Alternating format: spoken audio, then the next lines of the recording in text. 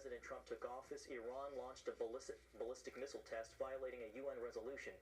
As Chris Mitchell explains, a quick White House response showed Iran and the world that the Trump administration is taking a much harder line with Iran.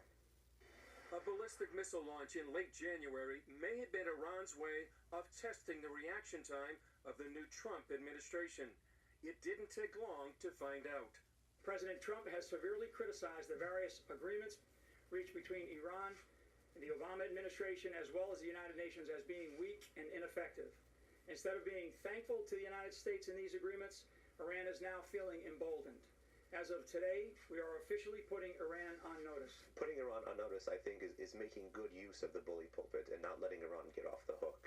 After the ballistic missile test, Fox News reported Iran launched a short-range missile. But just days ago, Iran removed another ballistic missile from its launch pad. It remains to be seen if that was a direct response to the Trump administration saying that Iran is on notice, or if there was a technical issue or a technical failure that made them remove the missile. But I think Iran should be cautious. Many Middle East analysts believe appeasement isn't the way to deal with Iran.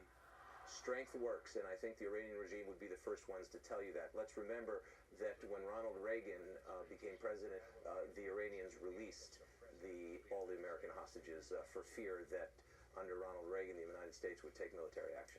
This new attitude represents a major departure from how President Obama dealt with the mullahs in Tehran. It also puts Israel and the U.S. on the same page.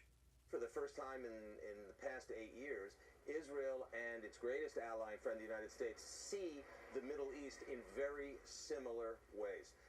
The number one threat to regional Middle Eastern stability and security is the Islamic Republic of Iran and their nuclear-backed surge for regional dominance. The Iranian threat may seem remote to people in Europe and the United States, but it's a different story here.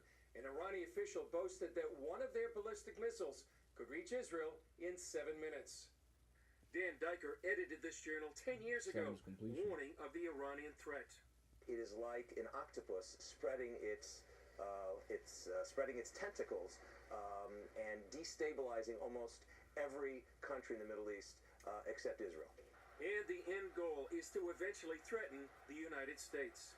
It targets U.S. allies in the region, it targets U.S. partners in the region, and it seeks to unravel the U.S. national security goals in the region. It wants to change the balance of power that the U.S. has helped array against Tehran in the Persian Gulf. The major question facing the Trump administration is how to address the nuclear deal with Iran. On the campaign trail, Trump said he would repeal or renegotiate the agreement, but it remains to be seen what direction he will take as president.